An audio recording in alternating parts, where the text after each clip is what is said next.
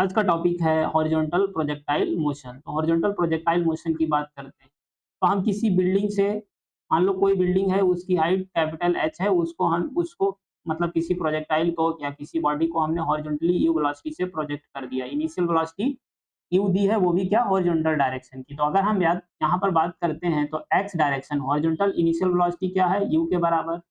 X direction में कोई भी एक्सेलरेशन नहीं है, जीरो है। और बाई डायरेक्शन की इनिशियल वेलोसिटी 0 है।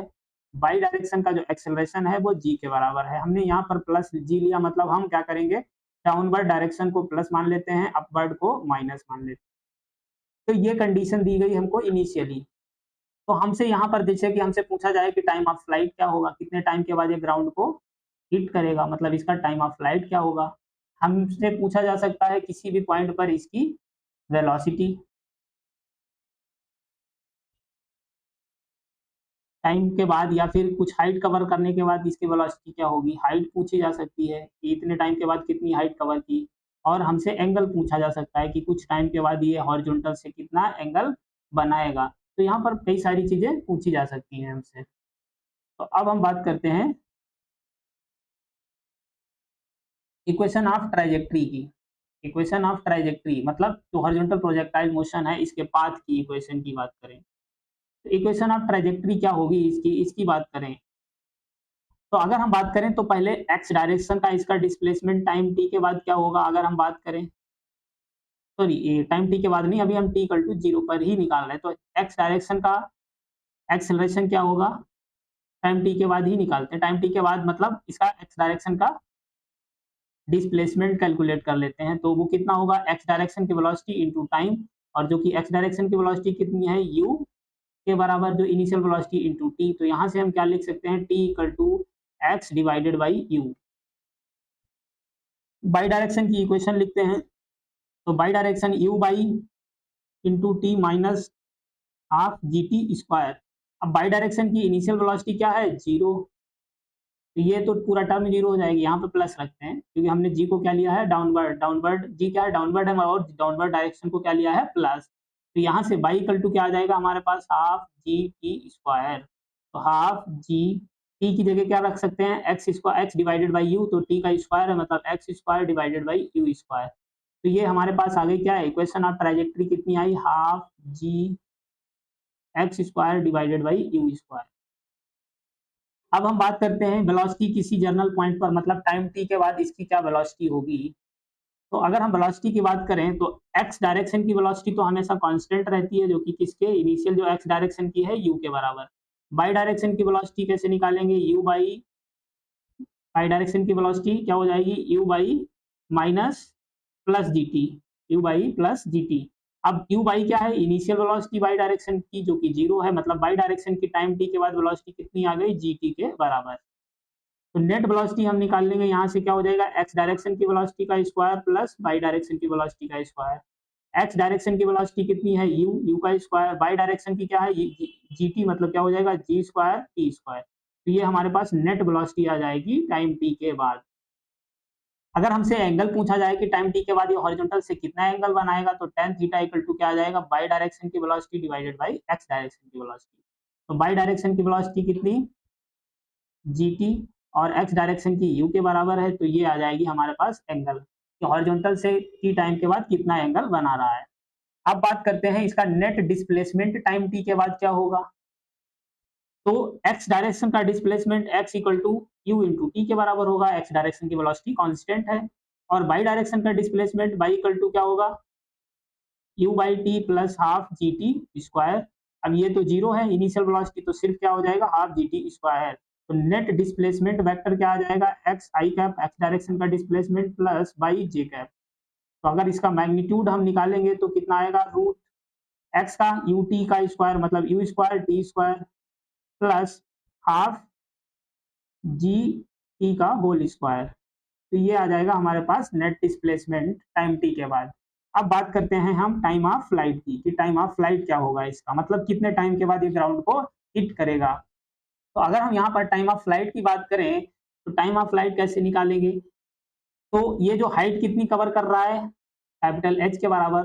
तो टोटल टाइम हम क्या मान लेते हैं, कैपिटल टी इसको लग रहा है, कितना लग रहा है, कैपिटल टी। तो यहाँ से हम इक्वेशन लिखेंगे, तो equation of motion S equal to U T plus half A T square वाली इस इक्वेशन से। तो एस मतलब हम हाइट लेंगे, वर्टिकल डायरेक्शन का डिस्प्लेसमेंट मतलब कैपिटल एच है, वाई डायरेक्शन की इनिशियल वेलोसिटी यू वाई है, और टी को टाइम क्या कैपिटल टी ले रहे हैं, प्लस हाफ जी को हमने प्लस लिया है, तो acceleration motion under gravity half G T square. तो ये तो देखो क्या है, जीरो, यू वाई क्या है, जीरो। तो यहाँ से क्या हमारे पास आ जाएगा, एच इक्वल टू हो जाएगा हाफ जी कैपिटल टी का स्क्वायर। तो टी क्या आ जाएगा, root two h divided by g. तो इतना टाइम लगेगा ग्राउंड पर आने में। तो टाइम ऑफ फ्लाइट याद रख लेना, हॉरिजॉन्टल प्रोजेक्टाइल मोशन का कितना होगा, root two h divided by g. अब बात करते हैं हॉरिजॉन्टल रेंज की, मतलब ये रेंज कितनी कवर करेगा, जब ग्राउंड पे टकराएगा तो इसने हॉरिजॉन्टल डिस्प्लेसमेंट कितना कवर किया, वही क्या होगा, रेंज। तो अब अगर हम रेंज की बात करें मतलब हॉरिजॉन्टल डिस्प्लेसमेंट, तो हॉरिजॉन्टल डिस्प्लेसमेंट के लिए कौन जिम्मेदार है, हॉरिजॉन्टल डायरेक्शन की वेलोसिटी और इनटू टोटल टाइम। तो हॉरिजॉन्टल डायरेक्शन की वेलोसिटी यू है, और टोटल टाइम मतलब टाइम ऑफ फ्लाइट कितना, 2h डिवाइडेड बाई जी। तो रेंज कितनी आ जाएगी यहाँ पर हॉरिजॉन्टल प्रोजेक्टाइल मोशन के केस में, root two h divided by g. ये फॉर्मूला याद कर लेना रेंज के लिए। उसके बाद हमसे पूछा जा सकता है कि इसकी एच हाइट कवर करने के बाद, मतलब किसी बिल्डिंग से इसको प्रोजेक्ट किया गया हॉरिजॉन्टली, तो एच हाइट कवर की, तो एच हाइट कवर करने के बाद की इसकी नेट वेलोसिटी क्या होगी। तो हम जानते हैं बाई डायरेक्शन की तो वेलोसिटी चेंज होने वाली नहीं है, वो की कांस्टेंट रहती है, मतलब सॉरी एक्स डायरेक्शन की वेलोसिटी कांस्टेंट रहती है, वो की एक्स डायरेक्शन की जो इनिशियल होगी मतलब यू के बराबर। बाई डायरेक्शन की वेलोसिटी एच हाइट कवर करने के बाद क्या होगा, D Y square equal to U Y square plus two G H के बराबर स्मॉल एच। हाइट हमने क्या ली, स्मॉल एच हाइट कवर करने के बाद, टोटल हाइट जो कैपिटल एच है वो बिल्डिंग की हाइट है, मतलब टोटल हाइट है। तो ये तो जीरो है इनिशियल वेलोसिटी बाई डायरेक्शन की, तो बी बाई स्क्वायर रहेगा, B Y square equal to क्या होगा, टू जी एच के बराबर। तो नेट वेलोसिटी यहाँ पर निकालेंगे, एच हाइट कवर करने के बाद क्या होगा, बी एक्स का स्क्वायर प्लस बी वाई का स्क्वायर। तो बी एक्स कितना है, यू यू स्क्वायर का, और बी वाई का मतलब बी वाई का स्क्वायर कितना है, टू जी एच के बराबर, तो यहाँ पर टू जी एच रख देंगे। तो ये क्या आ जाएगी, net velocity H height cover करने के बाद। तो यहाँ पर इतनी सारी चीजें हमसे पूछी जा सकती हैं। अब हम बात करते हैं, क्वेश्चन दिया गया है हमको, एक क्वेश्चन है, projectile is fired horizontally with a velocity of 98 metre पर second from the top of hill 490 metre high, find. मतलब कोई 490 मीटर हाइट है, मतलब हमें क्या दिया गया, कैपिटल एच की वैल्यू कितनी दे रखी है, 490 मीटर। यू इनिशियल वेलोसिटी जो हॉरिजॉन्टल वेलोसिटी दे रखी है वो कितनी, 98 मीटर पर सेकेंड।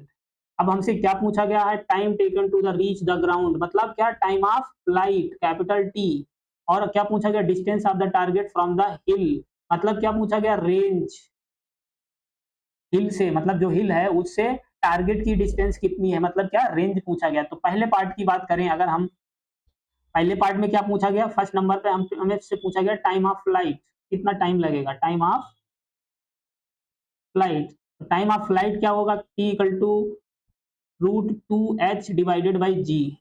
तो एच जो हिल है जहां से फेंका जा रहा है उसकी जो हाइट है वो कितनी है, 492 इंटू 490 डिवाइडेड बाई जी की वैल्यू हम 9.8 रख दे रहे हैं। तो यहाँ से देखो ये एक पॉइंट हटाएंगे, इधर जीरो बढ़ जाएगा, ये क्या टू टाइम्स चला जाएगा, 492 या 98 होता है, और ये टू से टू कैंसिल हो जाएगा, तो क्या बचेगा, रूट 100। तो टाइम कितना आ जाएगा, इसको बाहर निकालेंगे कितना, 10 सेकेंड, मतलब टाइम ऑफ फ्लाइट कितना हो गया, 10 सेकेंड। सेकेंड पार्ट में हमसे क्या पूछा गया, रेंज, रेंज क्या होगी, you into time of flight जो कि 2h डिवाइडेड बाई जी है, जबकि हम time of flight direct calculate कर चुके हैं। और इनिशियल स्पीड कितनी दे रखी है इसकी, 98, तो सीधे हम टाइम ऑफ फ्लाइट से मल्टीप्लाई कर देते हैं, तो 98 इंटू 10 कितना हो जाएगा, 980 मीटर। ये क्या हो गई इसकी रेंज। तो इस तरीके से क्वेश्चन आएंगे। अब बात करते हैं नेक्स्ट क्वेश्चन की। नेक्स्ट क्वेश्चन जो हमको दिया गया है, एक मिनट,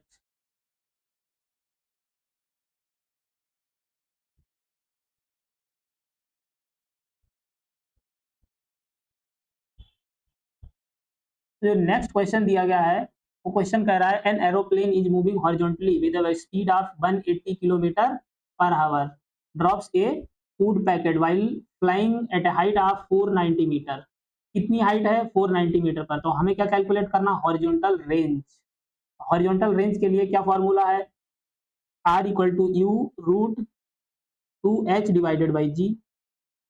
यू का मतलब इनिशियल वेलोसिटी जो कि कितनी 180 किलोमीटर पर आवर दी है, इसको मीटर पर सेकंड में कन्वर्ट करेंगे कितना?